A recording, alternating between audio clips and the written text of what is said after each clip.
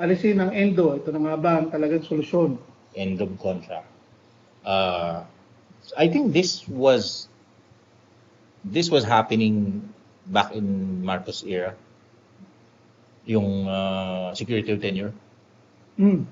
Di ba? Parang required ang kumpanya. Walang mga casual contractual nung time na yan. I forgot kung sino yung senator na, hindi na senador ngayon, nag-offer ng bill na yun, yung EndO na yun.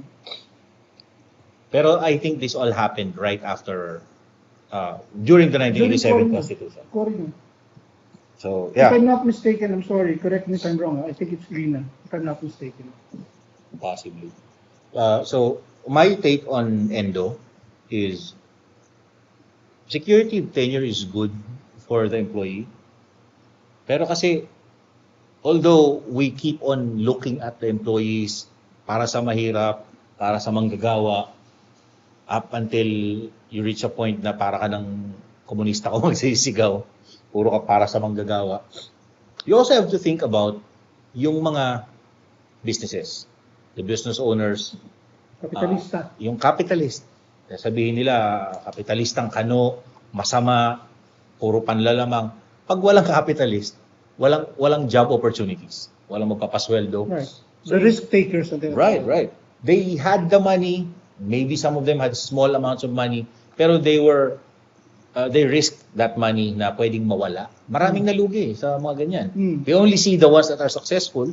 Yung mga nag-fail, hindi natin nakikita kasi they failed nga. Hindi sila lumaki. Right. Pero, yun nga, it's good if you're coming from one perspective and it becomes bad when you're looking at the other. So we have to find the balance in between. I think sa ngayon,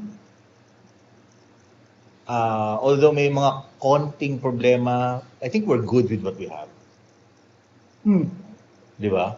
Kasi, as opposed sa US, as far as I know, you can be fired anytime. Depending on your contract. Di ba? Parang, your contract will dictate your security of tenure. Yes. Dito sa atin, batas ang nag-dictate. Right. Which is Diba? good and bad. We see movies na biglang, okay, you just bigyan ka ng box tapos ganun yung gamit mo, alis ka na agad-agad. I don't think that works here. Madidimanda ka. No. Okay. Kasi yan. Ang EndO kasi, dalawang pinanggagalingan yan eh. One is yung labor-only contracting, which is illegal ever since. Labor-only contracting. Ang labor-only contracting is, it happens this way. Kunwari, magpapagawa ako ng bahay. Okay? Pre, hanap ka ng mga tao. Okay? Gagawa ng bahay, blah, blah, blah. Fine. Hanap ka ng mga tao, pero ako ang kumukontrol doon sa tao. Okay, pero hindi mo siya technically tao. Hindi ko siya tao. Nagkaroon ng labor, ikaw ang sasagot. Okay. So ako yung, yung, anong tawag dito? O yung agency.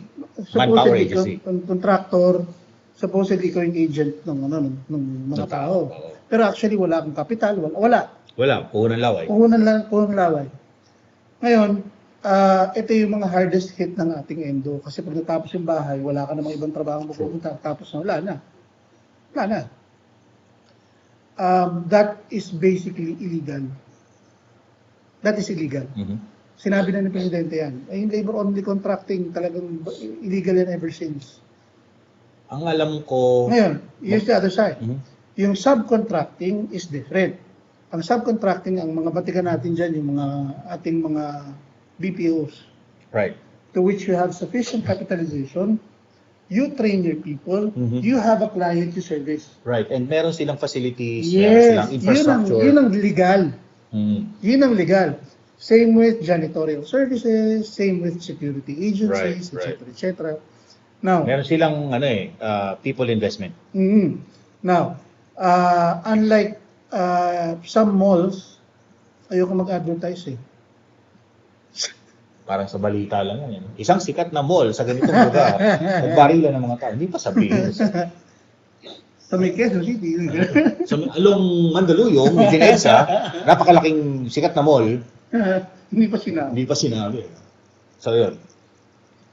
Mag-hire ng mga tao. Okay? Tapos, Nasabihin sa'yo kontrata mo 5 months. 6 months, sorry. Tapos sisibakin ka na ng 6 months. Anong 5 months? 5 months. Hindi ka abot talaga ng 6 Hindi ka months. abot. Whether or not you're a good person, you're a good Right. employee. Kung Kahit na perform sobrang ka, pabibo doing ka, what you're whatever. supposed to be doing, Yun ang masakit. that's legal. Yes. Kasi, nakahanap ng loophole yung, alam mo naman, ang ating mga sikat na mall, na, pag nag 6 months, regular. Hindi ka aabot ng 6 months. Pero, isn't it illegal pag, hindi, kasi ang naisip ko is magpapalit ka ng existing na pwesto ng tao for the same job. I think it's illegal if you remove a person who's been there after 6 months. Wala kang choice. Hindi, after 6 months, yes. Kasi regular yan. Kailangan ng written notice yan, may mga warning, etc. May mga benefits yan. I-declare mas redundant yung position. Yes. So, tinapos mo ng 5 months, yun ang ginagawa na. Hindi ka abot talaga ng 6 months kahit anong gawin mo. So, naririnig ko yan sa mga sa mga fast food. Oo, yung May mga... sikat na fast food sa ganitong lugar. I heard them nagkukwentuhan when they were saying, "Oy, alam mo ba, nung bata ako, nagtrabaho ako sa ganitong fast food." Tapos, there was also a time that I heard them talking habang kumakain ako. Oy, magpo 5 months ka na. Oo nga eh. Ano, nare-renew ka ba? Ngayon, yung mga ganyan kasi is prone to also politics. Right. And sexual harassment for favors. Yes. Diba? Lalo na kung if you're gusto mo mag-survive lang naman, kawawa naman yung tao. Diba? Ngayon, kaya pinagbabawal yun. Now, question, is there a way around it? I believe no. Kasi if you put a stopgap for that, they will probably find something else.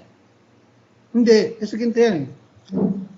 There is no solution to it. Kasi, halimbawa, katulad ng bagong panukalang batas para magkaroon daw ng, I think it's a law na, magkaroon daw ng security of tenure. Pag pinigil mo yung EndO per se, yung natitira mo, i-regular mo, hindi na ako mag-hire. Totoo yun. Paano yung mga susunod ng mga tao? Yung mga new grads, mga fresh grads. Yes. Hindi sila Saan magkakaroon ng pupunta trabaho. yun? Saan pupunta yun? Dadating sila dun sa point na hiring, tapos we hire fresh grads pero nagre-require ng experience. Yes. Alam niyo yung paano ka lang EndO na yung time ni Cory, it was a stopgap measure just to address the unemployment. Talagang ganun eh. Para mag-rotate yung Mag-rotate mga empleyado para sa existing na trabaho. Either a certain portion of the population walang kumakain, walang income, etc., or certain portion of the population nagsusirculate doon sa Right. yung Umiikot EndO kayo. cycle na yan, para magkaroon ng trabaho, it's a stopgap measure. Now, nandyan na yan, matatanggal mo ba? Ganito kasi yung problema niyan. Tanggalin mo yung EndO. But you cannot force companies to hire. That's true. Kung i-regular ko na lahat yun, lahat na ng resources ko, pati magre-regular, benefits, etc., bibigay ko lahat sa mga magre-regular. Fine. Pag binigay ko yun, hindi na ako mag-hire. Yes. Kasi So, paano itong mga... hindi mo na marorotate eh. Yeah. Yun eh. Yun ang mga isa sa major. Here's what the problem is. And ito kung sino lang, baka sakaling may makarinig ng aking proposal. Ang problema kasi ng mga EndO na yan, kunyari, ito 5 months sa isang mall, 5 months sa kabilang mall, yung kalaban ng mall. Papalitan lang sila. Hindi. Ganito kasi yan eh. Ganito mga kaibigan. Ganyan 5 months.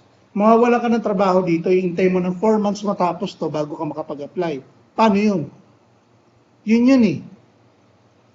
Okay? Ngayon, kung gagawin mo, napakadali ng solusyon eh. Yan, gagawin mong ganyan. End-to-end. End-to-end. Pwede. 5 months, that's your 1 year. Okay? Lipat-lipat ka lang. Diba? Okay, that's one point. Second point is, Mall A, may database tayo na mauhusay na empleyado. Oo. Usually yan yung binabalik-balikan nila. Oo. Mano ba naman mag-meeting na si Mall A tsaka si Mall B? Medyo mahirap yan kasi competition. Hindi. Ganun din naman ginagawa na. Ito yung listahan ng mga tao na mahusay sa amin. Ito with reviews namin. Kung gusto niyo nang i-hire, ito ng mga hire. Pero hindi ba nangyayari yan during their so-called background checks? Ha? Diba? Pag nag-apply ka, meron kang background check. Sa dami. Pero they say they have Here's background the thing kasi. Kunyari yung database ni Mall A. Kunyari, you have 100,000 employees. Ang recommendation mo is 99,000 kasi ito yung mga mahuhusay. Mhm. So hindi na kailangan yung background check ni B. Kasi mahusay na to, recommended na ni A. Pero would you really But here's the trust thing. yung ano? Yung mag-gap man sila ng trabaho, 1 month. Pwede. Okay? 1 month dito, 1 month dito, that's your 1 year. Pero can we force that Yes. on to company? Yes. Okay. Kasi hindi, ito lang yan eh. We cannot force it na tipong makukulong kayo, blah, blah, blah. But it's for labor, labor department, to fix it. Siguro, Circular lang yan eh. ang nakikita ko isang pwedeng suggestion, just off the top of my head, is magkaroon tayo ng hiring season. So, if you're gonna end one and start one, yung gitna na yon becomes your hiring season. Yes, exactly. Diba? Exactly. Yung database nga ni Mall A, i-email na lang yung database ni Mall B. Tapos i-review na ni Mall B. Ito mga to, you have, ito mga to, okay na ba ito? Okay na yan, sige. Kaso, hindi nawawala ng trabaho. Pero kung Ganun din ibabatas si mo fast yan, food A, fast food B, ganun din. unless, Ngayon, where does security of tenure come in? Security of tenure come in is, kunyari, pumasok ka na rito for 5 months. Pumasok ka na rito for 5 months. So, di isang taong ka nang may training. Okay? Papasok ka ulit dito ng 5 months. Pasok, so di meron ka ng 2 taon ng training. Alam mo na yung operation ng 2 mall. Okay? From those people na tipong pumasok doon sa 2 na tipo 5 months, meron ka ng recommendation na tipong for regularization. Kasi, para 2 taon ka nang umikot doon sa 2 mall, wala kang record. Ang ganda ng record mo. if you're smart enough, actually, pwede ka pang ma-promote. Pwede na. Diba? You can vie for a higher post. Sa susunod na eleksyon. Kami, boboto rin. So it's not, what my point is, it's not difficult eh. There are ways. Pag-iisipan mo lang eh. Right? What, do I make sense, bro? Yes. Magandang. Yes, sir. Susunod na election. But anyway, kunyari si fast food, ganun din. Fast food A, fast food B. Ganun din. Now, ang nakikita kong rito is, kailangan magkaroon ng harmonious relationship ang mga competitors. Ganito yan ah. It's not so controversial kasi manpower lang yan. They're not, kasi ganito, no? Parang kunyari na mall A ka, yung tinitraining siya ni mall A, yung operation niya eh. Pero there are companies that wants to keep parang trade secrets eh. Ano trade system? Train mo yung tao. They can use that as an argument. Hindi. Ganito nga eh. Kunyari, si fast food A, yung paano sila magluto ng chicken, blah, blah, blah, blah, blah. Fast food B, iba yung training. Iba yung nila. Alam na naman ng tao yun eh. So, what are you keeping? Di ba? What are you keeping? Ang nakikita kong magiging challenge dyan is yung making these companies work cooperate, together. right? Yes. Cooperate. For our kababayan na hindi na sila nag-aalala kung may magpapasukan pa ba sila, blah, blah, blah, etc. But, what I'm against is guaranteeing work and guaranteeing tenure kasi hindi na magsisipag ang mga tao. Without factoring in yung performance. Yes. And skills. Yes. Kakayahan. Ito pa, siguro, pwede rin gawing labor circular or whatever, batas yung pwede nang tutukan ng ating mga mambabatas. Ano ba ang metrics para ka maging regular? Iba-iba kasi sila eh. Dapat tignan yun. Iba-iba per company, iba-iba per line of business, and iba-iba per trade. Sure, dapat tignan yun. Pero medyo, feeling ko mahirap i-standardize, especially sa BPO. You understand BPO, Yes, yes. iba-iba ng line of business, Hindi. iba-ibang demands ni... Halimbawa, ganito. Kung BPO din lang ating uusapan natin Mhm. Kunyari, ikaw si tech support. Okay. Normally, ang apply mo, tech support din eh. Right. So, ang metrics mo is almost the same. Iba lang ng, kunyari, ang dati mo tinitech support computers. And then tinitech support mo ngayon appliance. Mhm.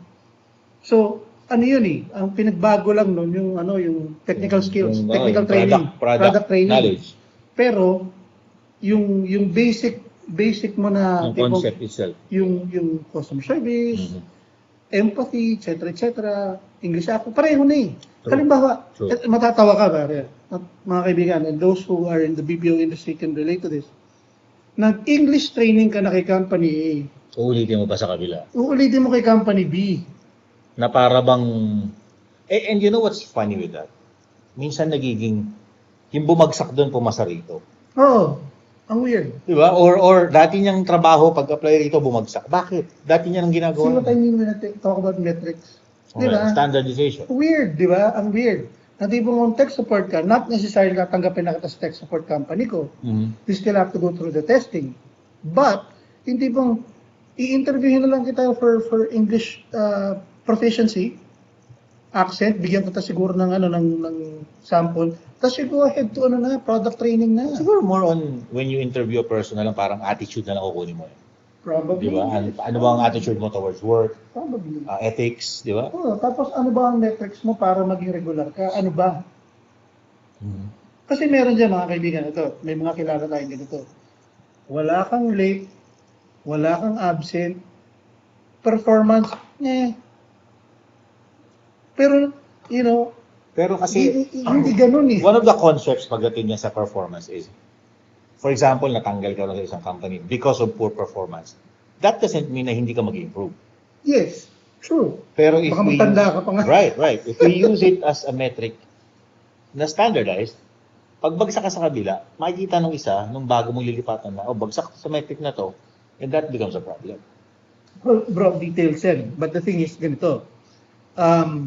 Maybe, kanyari we're talking about BPOs, ladies and gentlemen, maybe tech support is not for you. Maybe you're for Yes. sales. I've said Or, that so many times. Di ba? Or maybe back office ka lang talaga, BPO pa rin. Yung ganon. Di ba? BPO pa rin, pero Di ba? you're into sa knowledge or Oo. sa technical or sa back office Oo. na you have less interaction with people. Or, ganito na, what probably I would like to see implemented, yung kunyari may psychological tests. What do I mean by that? Ganito yan. Kuha, aplikante kita. Kuha ka ng psychological test, blah, blah, blah, blah, blah. Pag nakita ko sa psychological test mo, you're leaning toward not tech support, but customer service lang, hindi kita ilalagay sa tech support. Pwede. Sa current company ko, meron yan. They throw in, anong pangalan nitong, na to? May pangalan yung test eh. Pero it's more psychological nga. Yung mga leanings mo, leadership, are you the type of person that would probably excel in leadership? Not saying na you will be a leader, pero do you have that potential? Right. Or are you a good team player? Are you somebody who has great innovation ideas? Yung mga ganun. And it can be used. Pero I think one of the problems is mahal yung ganong test. Ganun talaga, bro. Ganun talaga, bro. You get the right people, you hire the right people for the... True. Otherwise, ang effect, katulad ng all BPO's experiences, mataas ang attrition mo. Hindi mo tinitik. Bakit? Paano Ayun, pag nag-hire ka, mass hiring lang eh. Yung Gallup testing. Yeah. I think that's the name of the... Pag nag-hire ka, mass hiring lang, gusto mo lang punuin yung floor mo eh. Pero the question is, are they fit for the job? Diba? Parang we need 300 heads to fill this project up until this month. Biglang influx. Sama yung magaling at Hire basura. lahat, pati yung mga sablay. No previous call center experience. Tapos biglang tatanungin ka pagdating doon. Diba? Ganun talaga. You have to invest in people, bro. That's true. Ganun talaga. I Ganun agree. talaga. So anyway, going back to EndO, we close that up with, ako personally, I believe, hindi natin matatanggal yan. Kasi pag tinanggal mo yan, lalong maraming mawawalan ng trabaho. May solution, hindi ko alam. May binigay ako mga suggestions kanina, baka sakali pwedeng tignan. Merong mga taong yan ang specialization, mag-isip ng solusyon sa specific na problema yan. They should be the ones who are picking up and paying them to find solutions. Yes. Diba? Sa amin, suggestions, some things that we can come up with, conjure up with the available information that we Yes. have. Pero So, katulad nung kanina, yung sinasabi ko, the solution was yung gano'n, remember, yung gano'n? That's just very basic. So, EndO, I think, yung current situation natin, I think we're good. We're good. There are probably some minor tweaks here and there. Pero generally, whatever we have right now is okay. I'm not saying it's the best, I'm not saying it's that bad, but it's okay. No, It works for us. The last part is, yung ating mga kababayan na nagrereklamo na, hindi namin malaman kung saan kami kukuha ng pagkain after 3 months, blah, blah, blah, blah. You have to sometimes ask yourselves, bakit? You have to also invest in yourself. Make sure you improve on the things that you need to improve on. Baka merong problema sa spending. Life decisions, halimbawa, masyado ka maaga nag-asawa, nagbuntis, etc. Living beyond your means Beyond your is one of means. the reasons where you just go crashing down. In the meantime, downtime ka sa trabaho at naghahanap kang trabaho, I suggest you invest in your skills. Right. Tama na muna Starbucks. Kumuha ka ng training somewhere, whatever, sa TESDA. Oo, marami sa language trainings ng TESDA, magaganda. Laging booked yun. Really? Mhm. Or, any technical skills that probably makakapag-abroad ka. Why Matuto not? ka lang ng another language. Yung mga major languages like Spanish, Chinese actually, is really paying good. I heard, I have a friend, shout out to you. Kumuha siya ng Korean language. Isweldo, parang nakakahiyain sa akin. May masteral pa ako, bra. Dati meron akong May masteral pa ako. Nakakahiyain sa sweldo ko. katabi namin na area. Ano sila? Multilingual, Mandarin, Cantonese, at English. Wow. Ang sweldo, malaki pa sa mga kilala kong manager. Halos mag 3 digits. In demand sa mga BPOs din, di ba? Yung mga, yung mga, ano yun? Multilingual people. Ang ganda nung sa kanila kasi, yung the project itself, yung client, meron silang certifications. Yung kinuha nilang tao is multilingual and are certified. Kaya lintik yung mga rates. Right. Anyway, during your downtime, in the middle of, in between works, invest in yourselves, put additional skills, whatever, para, you have more options to apply elsewhere. we have the internet. Madaling matuto.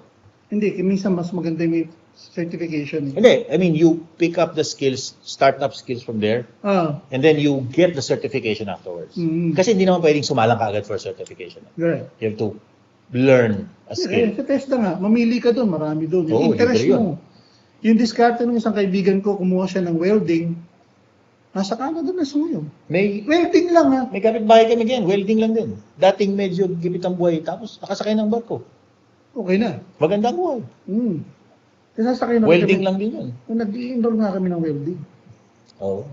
Welding, isa pang suggestion ko, forklift operator. Carpentry, marami yan. Yung forklift operator na yan, pag meron kang, ang tawag dito? Certification. Abroad, Middle East. Yung company ng misis ko, yung previous company niya, dati silang nag-certify ng mga, kasi ni-require ni client na, gusto ko yung mga forklift operator na gumagana sa business ko are certified by TESDA. Right. So, ang ginawa ni company, pina-certify lahat yung operators Mga niya. tao niya. Which is konti lang naman, pero, I mean, you have to spend. Ang ending, nagsipag-resign yung mga tao, nagsipag-abroad. We can't stop them from doing that. If that brings them to a better life. That's another thing. Kasi from the employer standpoint, hindi maganda yung nag-invest ka sa tao at sa aalisan ka. Hindi maganda yun. So, I believe, mas maganda. Kaya minsan di maiwasan yung yung clause na may bond. Right. Hindi maiwasan I'm okay with that. Kasi sa company ko ngayon, if they send you out of the country, automatically may bond ka. Because they will spend for your travel. And that's okay. You have the option to decline yung offer if you don't want to be tied up with them. Di ba? Ganun talaga eh. You give some, you take some. Okay, so, just to wrap up yung EndO, wala tayong gagawa dyan. I'm sorry, mga kaibigan, talagang wala tayong magagawa dyan. Pag Right. tinanggal mo yan, mas marami mawawalan ng trabaho. Whatever we have right now, I think works for us. Plus the fact na sinabi nga natin na our economy is doing good. So why disrupt the good? Right.